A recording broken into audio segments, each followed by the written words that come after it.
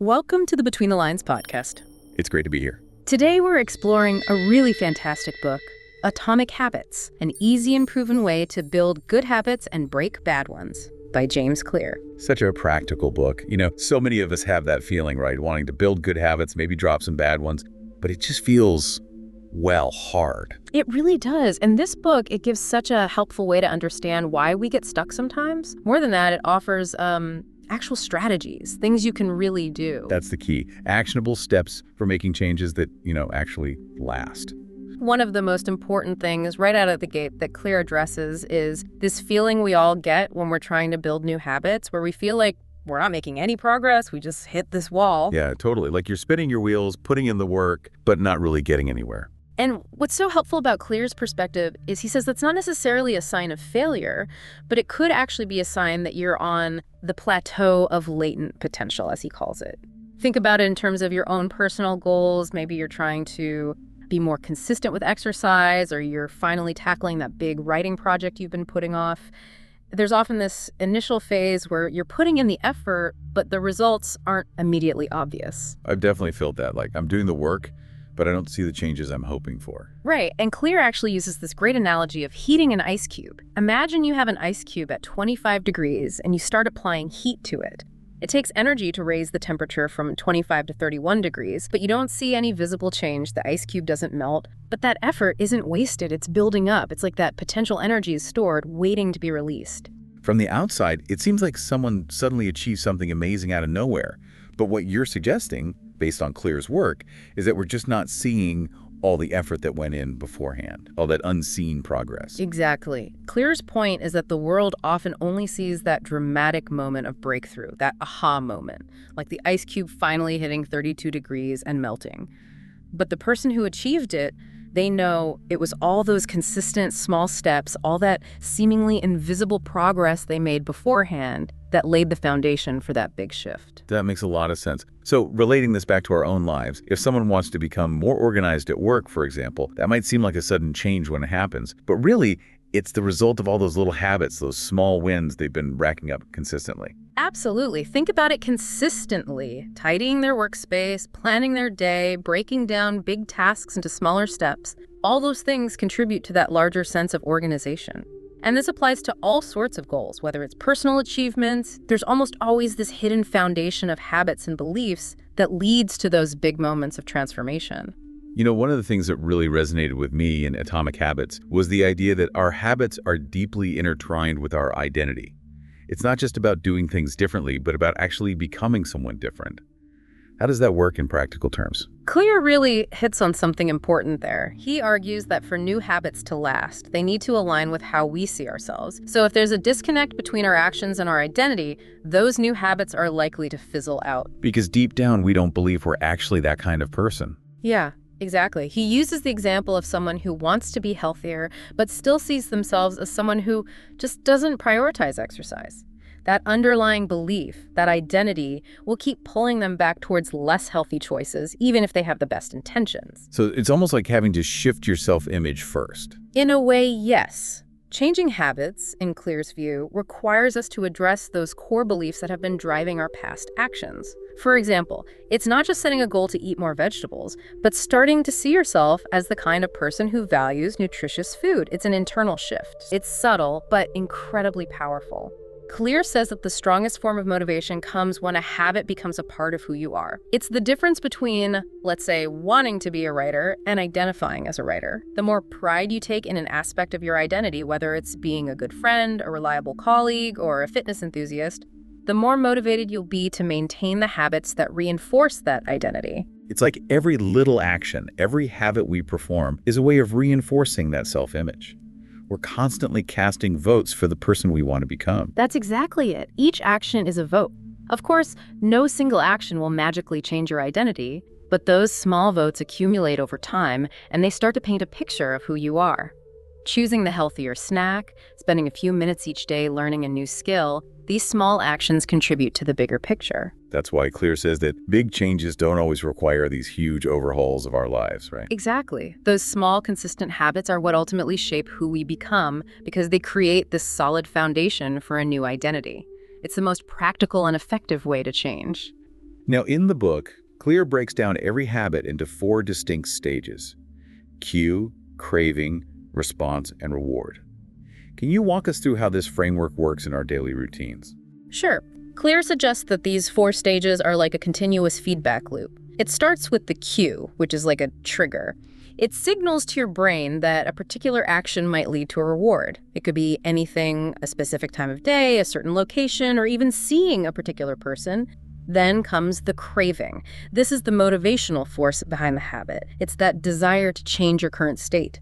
It's like that feeling of, I want to eat something sweet, or I need to check my phone. Exactly. It's that urge that gets you going. Then there's the response, which is the actual habit itself. It could be a physical action, a thought, or even choosing not to do something. Finally, there's the reward, which is what satisfies that craving and reinforces the entire loop. It's what makes you want to repeat the behavior the next time the cue pops up. And if any of these stages is weak or missing, then the habit won't stick around, right? Precisely. You need all 4 for the habit to really take hold. If the cue is too subtle or you don't notice it, you won't even start the habit. If the craving isn't strong enough, you won't have the motivation to do it. If the response is too difficult, you'll give up. And if the reward isn't satisfying, your brain won't associate it with pleasure and you won't be motivated to repeat it. Now, I found the section about our brains constantly making predictions to be really interesting. How does that play into the formation of habits? Yeah, Clear points out that our brains are incredible prediction machines. They're constantly taking in information from our environment and using it to anticipate what's going to happen next. And when we repeat a behavior enough times in response to a particular cue, our brain starts to automatically connect those 2 things. Like Pavlov's dogs. Exactly. It becomes almost instinctual. Like, let's say you walk into your kitchen, that's the cue, and you immediately feel the urge to grab a snack, that's the craving. Your brain has learned to predict that the kitchen environment often leads to the reward of food. And all of this happens without us even really thinking about it. But the downside of that is when we stop paying attention to what we're doing, because the habit has become so automatic, right? Absolutely. Once a habit becomes deeply ingrained, we kind of go on autopilot and stop consciously monitoring our actions. This lack of awareness can make us prone to mistakes and missed opportunities.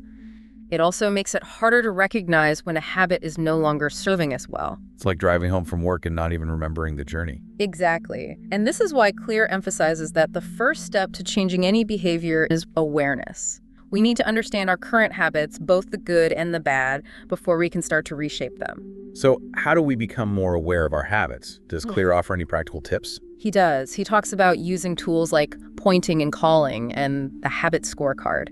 With pointing and calling, you basically verbalize your actions. So if you're leaving the house, you might say out loud, keys in hand, door locked, alarm set. It forces you to pay attention, even to those routine things. That's a great idea. And what about the habit scorecard? That's a simple exercise where you write down all your daily habits and categorize them as good, bad, or neutral. It's a great way to start noticing those unconscious patterns and see how your habits are impacting your life. Okay, so we've become aware of our habits, both the good and the bad. Now, what's a good way to start building a new positive habit? I know Clear talks about implementation intentions. Yes, this is a really powerful technique for turning good intentions into concrete actions. It's basically about making a specific plan about when and where you're going to perform the habit. Like instead of saying, I want to exercise more, you'd say, I'm going for a 30-minute run every Monday, Wednesday, and Friday at 7 a.m. in the park. So it's about scheduling it in like any other appointment. Exactly. It removes that ambiguity of when and where and makes it much more likely you'll actually do it. There was a study in Great Britain that found that people were significantly more likely to exercise if they had a specific plan like that. That makes sense. It takes the guesswork out of it. Right. And then Clear also talks about habit stacking. Habit stacking. So is that like piggybacking a new habit onto an existing one? Exactly. You take a habit you already do consistently and use it as a trigger for the new habit. The formula is, after current habit, I will new habit. For example, after I brush my teeth, I will meditate for 5 minutes. Or after I finish my morning coffee, I will write 1 page in my journal. I love that. It's such a simple but effective way to integrate a new habit into your routine. Right. And it leverages the power of that existing habit to make the new one feel more automatic. Now, getting into Clear's 4 laws of behavior change, the first one is make it obvious. We've already touched on the importance of cues, but how can we make those cues for good habits more prominent in our lives? Well, Clear reminds us how much our environment influences our habits. And one of the most effective ways to make a cue obvious is to make it visual. We're very visual creatures, so anything we can see serves as a powerful reminder. So it's about strategically placing things in our environment to trigger those desired habits. Exactly. For example, if you want to drink more water, keep a full water bottle on your desk or in your bag where you can see it. Makes sense. Out of sight, out of mind, right? And I guess the opposite applies for bad habits. We want to make those cues less obvious. Exactly. If you're trying to cut back on social media, put your phone in a drawer while you're working. If you tend to snack mindlessly in the evenings, don't keep bowls of candy or chips out on the counter. Reduce those temptations. Exactly. You're making it harder for yourself to engage in the bad habit. One really fascinating example Clear uses is the research on heroin use among soldiers during the Vietnam War. It turned out that when those soldiers returned home, a large percentage of them didn't relapse, even though they had been heavily addicted. That's surprising, given how addictive heroin is. Right, and researchers believe a big reason was that they were removed from the environmental cues that were associated with their drug use.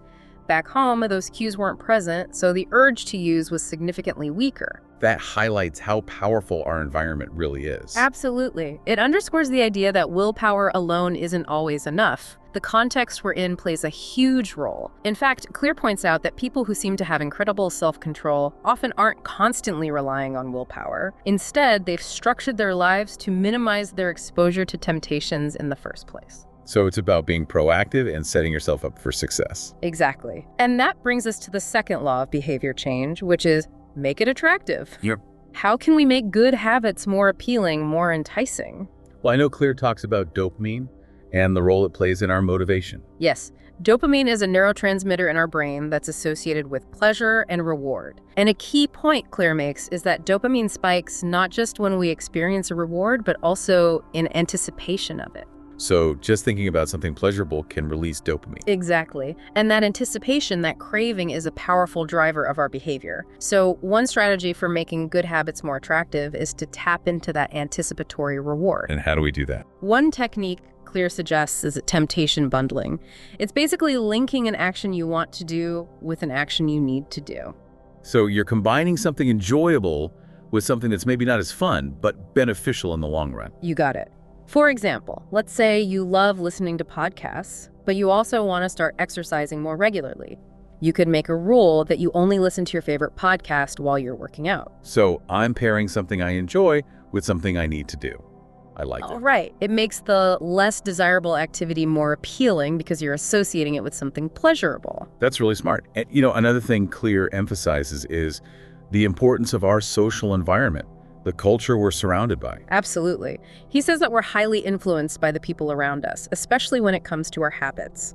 We tend to imitate the habits of three groups in particular: our close friends and family, the larger social group we identify with, and people we see as powerful or successful. So our habits are shaped by the norms of our tribe. Exactly. And often the pressure to conform to those norms can be stronger than our individual willpower. So if you want to cultivate a new habit, one of the best things you can do is surround yourself with people who already embody that habit. It's like that saying, you are the average of the 5 people you spend the most time with. Precisely. And this brings us to the flip side of making good habits attractive, making bad habits unattractive. How can we reframe our thinking to make those undesirable habits less appealing? I'd be curious to hear more about that. What are some strategies for doing that?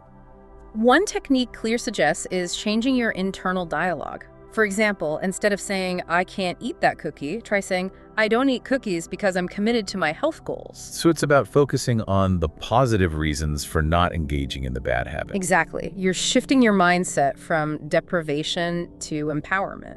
Another strategy is to make the negative consequences of the bad habit more salient. So really reminding yourself of the downsides. Yes. If you're trying to quit smoking, for example, remind yourself of the health risks, the cost, the impact on your loved ones. Okay, now for the third law.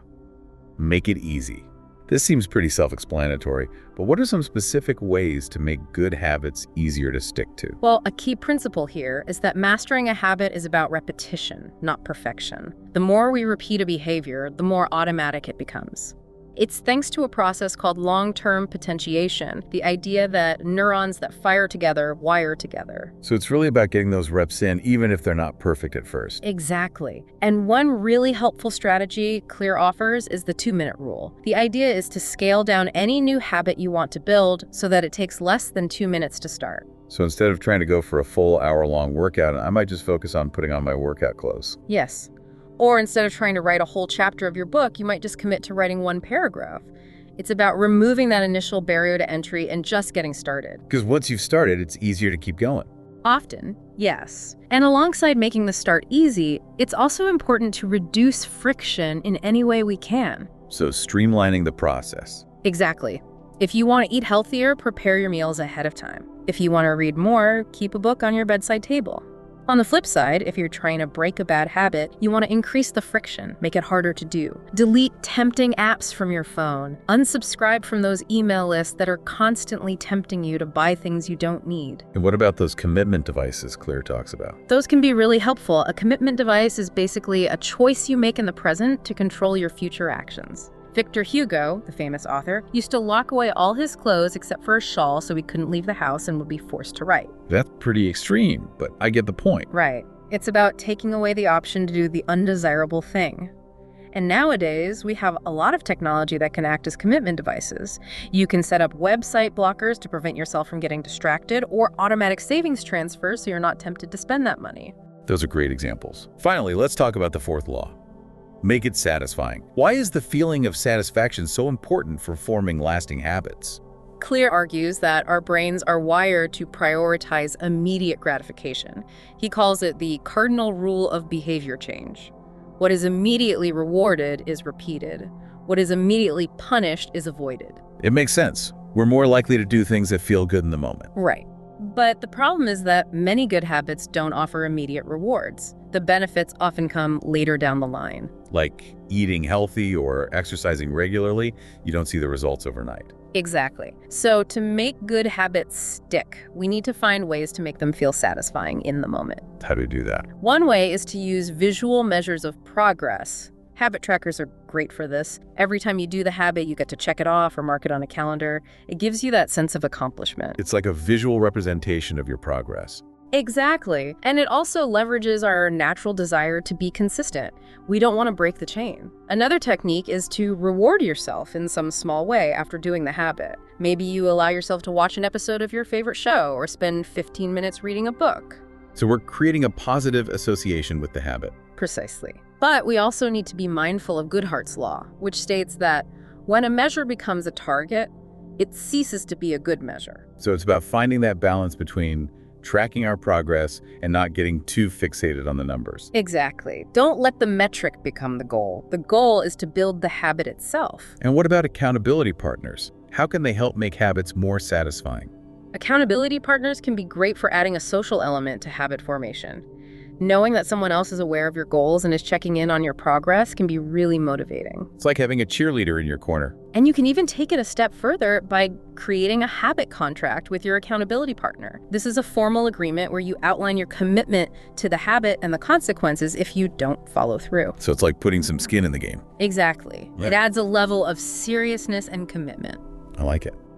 So wrapping up, Clear also talks about the importance of finding your field of play and the need for consistency, even when it's not exciting. Yes. He emphasizes that it's much easier to build habits that align with our natural abilities and interests. But ultimately, the key to long-term success with habits is showing up consistently, even when it's not glamorous or fun. It's about developing that discipline. Absolutely. And he also suggests finding that sweet spot of challenge, that place where you're pushing yourself just enough to stay engaged, but not so much that you get overwhelmed. And finally, he stresses the importance of regularly reflecting on our habits, making adjustments as needed, and celebrating our wins. So having gone through all this, what would you say are the 5 most important takeaways from Atomic Habits that people can apply to their lives right now? All right, here are 5 key takeaways to remember. 1, focus on your identity. Decide who you want to be and prove it to yourself with small, consistent actions. 2, make it obvious and easy. Design your environment to support your desired habits and reduce friction. 3, make it attractive and satisfying. Pair what you need to do with what you want to do and find ways to make the process enjoyable. 4. Embrace the plateau of latent potential. Trust that progress is happening even when you don't see it immediately. And 5. Remember that small improvements matter. Big changes come from those small, consistent actions over time. Atomic Habits is such a powerful reminder that building better habits is ultimately about becoming a better version of ourselves, bit by bit. It gives you a concrete step-by-step process based on science for building habits that actually stick around. It really empowers you to take control to steer your daily actions towards becoming the person you genuinely aspire to be. A fantastic summary. Thank you for unpacking all that with me today. My pleasure. It's a book worth talking about. Indeed. Thank you all for joining us on this exploration. Stay curious, expand your mind. Thank you so much for your like. Please consider subscribing to our channel to keep discovering fascinating aspects of our minds, spirits, and existence.